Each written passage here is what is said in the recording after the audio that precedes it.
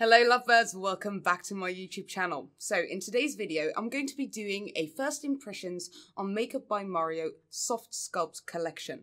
Now, I am a huge fan of good sculpting products. Now, Makeup by Mario has released two types of products, cream products and powder products.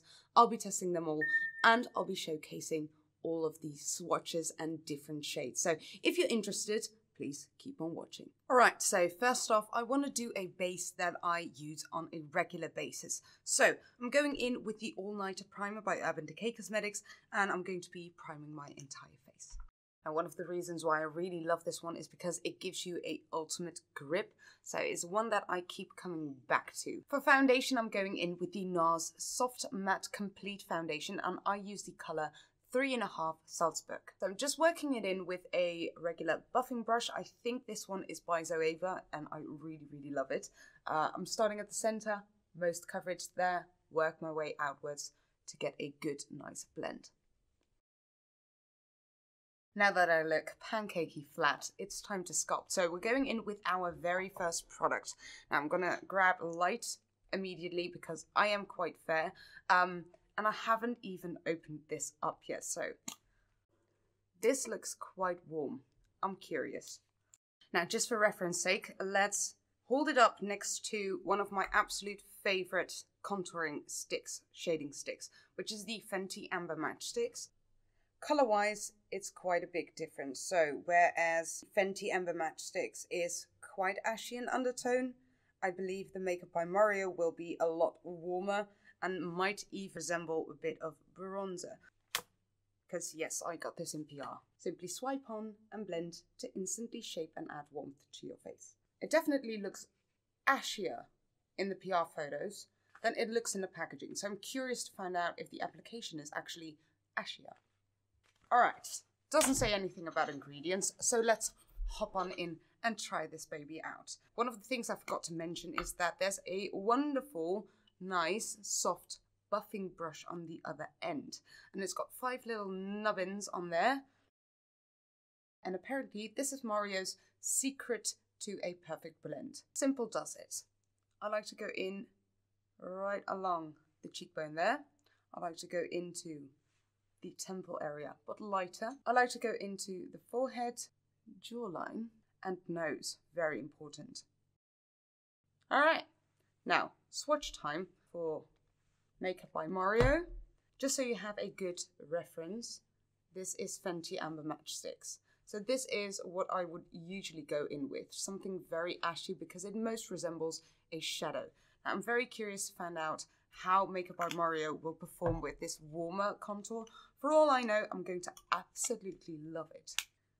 Now the short bristles are really nice for a very controlled blend, and the brush does seem to do its job very well. In terms of colour, I'm not entirely sure if it's too warm or not. I'm not sure if I like it or not. Because, you know, you're used to something, and then if you change that, it can change your entire perspective. I like to go down a bit right at the end, give myself the supermodel cheekbones as well as I can. Oh, that does look lovely. Blending a bit more.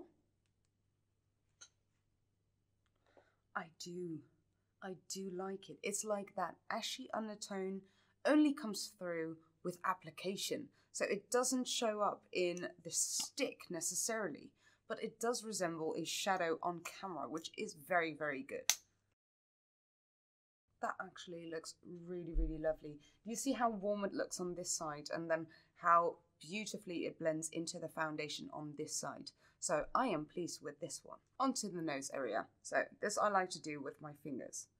Oh, one of the things I'm feeling at the moment is that it does kind of go from a very creamy application from the stick directly onto something a little bit more powdery, which is great because that way it doesn't mess up your base and it doesn't travel anywhere. Now, one of the things I did want to mention before going on to the next product is that if you've got a brush like this in the back of your product, absolutely amazing. You don't need to haul everything around, but make sure you clean these regularly because it is a hotspot for all kinds of bacteria that can seep into your pores. So make sure that if you use one of these, maybe spritz a little bit of makeup cleanser or brush cleanser onto this thing, wipe it off on a tissue, just so that there's no bacteria stuck in there for ages. Next product we're going to use is the Soft Pop Blush Stick, and I am going to be using a random shade. I think I grabbed onto Pale Petal. Good choice. So there are 6 shades in total. I'll insert a little clip of swatches right here so you can see all of the shades. It's the same as with the shaping stick, so you've got the brush on one end, the beautiful color on the other end, and I'm guessing it will probably work the same way. I am curious, however, if it turns into a powdery kind of texture after application and blending, or if it stays a little bit more creamy and luminous, because most of the time with blushes, they tend to be a little bit creamier. So now, one of the tips that was in the booklet was to smile slightly and then do your blush application. I have to say, I disagree. See, whenever you smile when applying blush, you push this skin upwards, see? Which means that if you go for the apples of the cheeks while smiling, and then you start looking like your regular self again, your entire blush will sag your face downwards. So I usually recommend to apply your blush when your face is relaxed, because that's when it'll stay in the spots where you want it. Even if you smile, it'll only go upwards, but it won't drag your face down. So, keeping my face as relaxed as possible. As you can see, I quite like my blush up high. That is because I love a sculpted face. If you want to get a little bit more of a youthful vibe, go for the apples of the cheek. For now, I really like a sculpted face, so I go for high blush. Ooh, it's quite potent. That's nice. It seems to be the same kind of formula as with the sculpting stick, because it blends, but it stays in the right place. So with a lot of products that are super creamy, they'll travel all over the place. So you'll get blush in all of the areas where you don't want blush. And in this case, the product is staying really nicely within its perimeter. So that means the product, the formula, is a little bit drier, which also means it'll stay in place better. And when blending blush and sculpting powders, sculpting creams, always go in an upwards direction, because that's where you want all of your focus to go. If you start blending downwards, it'll end up on your jawline and thus lose all of the lift in your face. All right, now that we're here, I'm going to do my concealer real quickly. I'm going to go in with the Soft Matte Complete Concealer by NARS, and I'm going to be using the color Light 2.75 Cannelle. It really is a beautiful shade because it cancels out my under eye discoloration, all of the blue undertones. It just has enough warmth to cancel that out and really, really conceal my under eyes. And then obviously also my discoloration, my little hyperpigmentation on my forehead. That can use a bit of concealing. But I have to say, it's going quite well. I'm using a serum by Dermalogica called the Dark Spot Serum, if I'm correct. And that is doing a mighty fine job at just lifting up those super dark areas. It's not completely gone, but you know, worst case scenario, we've still got laser treatment, but we'll have to save that for the end of the year, October, November, once we hit the winter months, because then it can heal properly. Now, to lift up certain areas, and I think that's one of those products that maybe Makeup by Mario can still release in future, is a highlighting stick without any shimmer in it. So I usually go in with a very light concealer, so I'm going in with Vanilla, just to lift up any of those shadow areas, and I think Makeup by Mario could come out with a lifting stick, maybe. Soft lift stick. If you're wondering about my technique behind this, I have a non-touring video. I'll link it right up somewhere here so you can watch that after. Let's set the under eye area. I'm going in with Juvia's Place Eye Magic setting powder in White Sands, and I'm going to be using this just on the under eye area. I'm down to my last little bit. I'm going to be using a dry fluffy sponge by Juno Co, just to make sure that I can press it into the under eye area, make sure it sets for the rest of the day. It just gives that really flawless under eye finish, which I absolutely love. Then it's time to move on to the powder products of this Soft Sculpt collection. So I wanted to see if I could apply the Soft Sculpt bronzer, which is a sculpting bronzer, which is quite correct because it does have a slight ashy undertone for the light shade. So this is meant to be used as a bronzer, but I'm curious to find out how it will set onto the areas that I haven't powdered off. So I'm going to use the accompanying brush, which is the F2. It's dual-ended, and I'm going to use the larger side of this just to warm up and merge all of the previous steps together. I'm going to start off right in between where I've used sculpting and blush, and I kind of want to merge those two together. So I'll go in with tiny, tiny flicks and see how it performs. So the powder is pressed quite hard, which is really, really nice because it will create less fallout. And then I can just go in with tiny bits of product at a time, but it is definitely warming up that outer perimeter. If you see the difference with this side, I'm really, really loving it.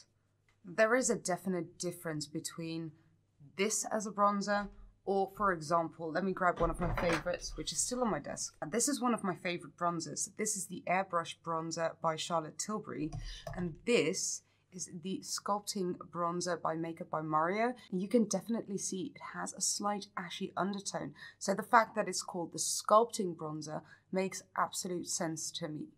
Just gonna slightly set the jawline. And there's another brush. This is the F3, so there must be an F1 somewhere. It has a really nice, fluffy, smaller side on this end, so I'm going to use that to kind of set the sculpting we did on the nose. And that actually looks really, really good. Funny thing is that I feel like the sculpting powder has more ashy undertone than the sculpting stick actually had. And you know, obviously I'm a very, very pale girl, so I'm always looking for an ashy undertone. That'll probably not be the same with darker skin tones. But for me, I think I prefer this to the shaping stick. But combined together is gorgeous. Now there are also powder blushes.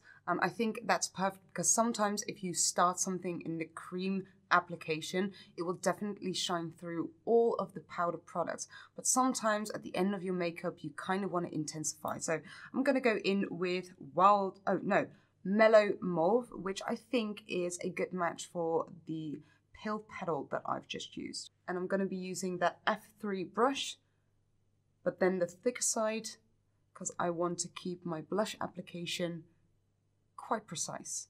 This is the part where I want to intensify and merge into that bronzer, and you're setting that area at the same time. So I feel like some of those techniques that are used for red carpet events, even though I haven't done many red carpet events, it's making sure that if a flash goes off, everything still looks the same instead of looking pale with a little dot of pink in there. So I think combining the cream products and the powder products is one of those magic combinations for red carpet events. Final step, the Soft Glow highlighter. And I'm very curious because, you know, if you think of Makeup by Mario, you think of Kim Kardashian's makeup, you think of ultimate highlighters. So this is one of those steps that I'm really, really excited about. So this is golden. This is opal. Really nice. I think way too pale for me. Would be great for Anne Hathaway. This is bronze. That would be gorgeous on a darker skin tone. For me, it would be more of an eyeshadow. Then pearl, which is lighter with a slight golden, but also a slight peachy kind of reflection. I'm very curious about this one. This might be it. And then lastly, honey, which would be a massive, amazing, good match for someone like Desi Perkins, I think. All right, so made my choice. I'm going in with pearl because this looks the most interesting and I'm very curious to see how it looks. So going in with that smaller, tinier brush again, the F3 on the smaller side, because I like to concentrate my highlighter in specific areas. Let me see how potent this is. I shouldn't go in with too much. Oh yeah, no, this is a dead match for my skin tone. It's like the second to lightest shade and it just looks like light. It definitely is a pearly highlighter. So if I put it on my fingers, so you can definitely see it's a powdery highlighter, but it's soft. It's quite buttery. even though I hate the word buttery, it is buttery. And see, it blends beautifully. Because sometimes with, you know, powder highlighters, it just looks like you're wearing a powder highlighter, but this is good. This is very beautiful. And I just like to concentrate the brightest part right in the center of that glow.